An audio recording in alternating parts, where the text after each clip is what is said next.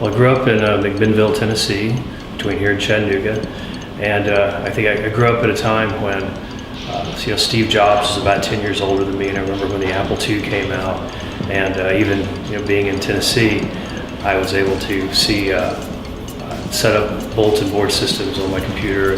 My friends and I would go to other people's bulletin board systems, and we were really excited by personal computers. And so I grew up in a very small town, but I was able to dream outside of that town. So I ended up doing a PhD at the University of Texas in communication and rhetoric, and I had the opportunity to be around a lot of people who were, this was back in the 90s when I was in graduate school in Austin, Texas, which was a really exciting time to be there because we were in the middle of the dot-com boom, and a lot of that was taking place in Austin, and there were a lot of big contract manufacturers and software development houses, and a lot of ideas flowing through there, a lot of interesting film directors and people who were exploring new media, and it's a really exciting time to be there.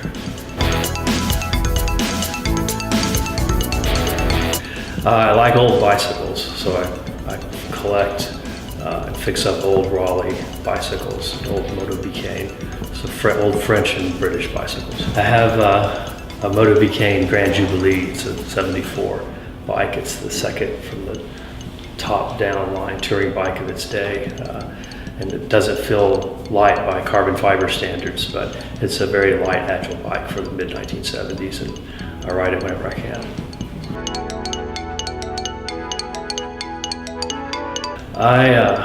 Again, when I was a kid growing up, Steve Jobs was just a huge hero, and my friends and I, we were all into computers, and I think while other kids were going out and kind of, cruising up and down the strip and going to the Sonic and exploring all that, our adolescence was in front of our computers, and we dreamed about being able to start our own businesses someday. We started a small business, a small computer business when I was in high school. Had a friend who convinced his dad to buy 10 Commodore 64s for us, and we had a small computer business, and had an office in a private school there in McMinnville, and this friend of mine now runs a $400 million company here in town, so he's done pretty well, and but I think from that, we were small town kids, and I think that we just always wanted to be entrepreneurs. Griffin was fantastic. Griffin taught me so much, and I learned so much from Paul Griffin and from the other people there. And when I was there 6 years, and when I left, it was definitely going from a comfortable situation into the unknown, and so it was a little scary, but it was something that I'd always planned to do at some point, and so it was also very exhilarating, and I'm very glad that I made that switch.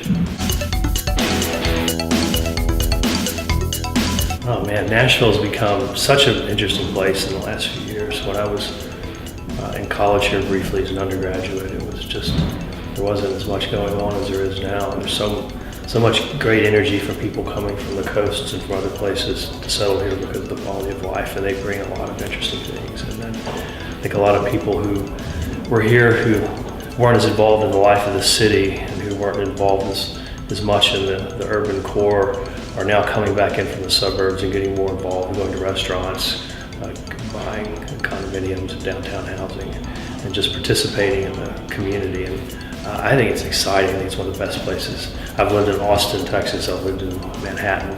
I think there's no better place to be right now than Nashville.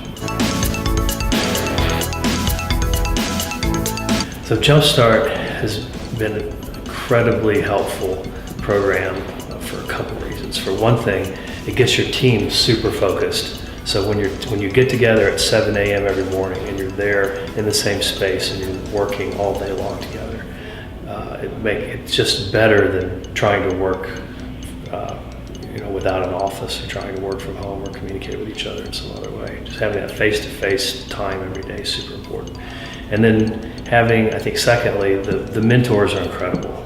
So, guys like, I'll mention Mike Lovett, for example, or or 10 guys I could mention who are fantastic or more. But I think the guys like Mike Lovett, for example, who are very generous with their time, who come and will sit down with us, give us an hour of their time, go over our business model. And these are guys who are men and women who were C-level executives at very successful companies, some startups, some more established companies, who have had amazing careers and are continuing to have. Some of them who have amazing careers that are still working. And they'll come down here and sit down with us, and we get the benefit of all that experience and all that strategic ability that they have.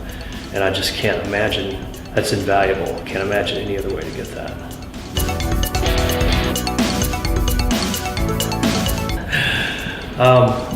The bandana, well, if I'm riding my bicycle, I can stop at the fountain down at the Skirmer and dip it in the fountain and wash my head and face and cool off a little bit. So there's a practical purpose for it that way. But also there's a guy I worked with who's kind of an old hippie at Griffin Technology named Michael Rowland, who's just a fantastic human being, lives out in Watertown on a farm, tweets about all his animals, and writes poetry. And he always wore a bandana, and I just looked at the way he wore that bandana. I thought, man, if I could be that cool. I don't think I am that cool, but at least I've tried to wear the bandana like he wears it. Well, I think you've got to persist. I think that you can't give up. You've got to persist, and you've got to be patient. You've got to constantly persevere and do something every day that gets you closer to your goal.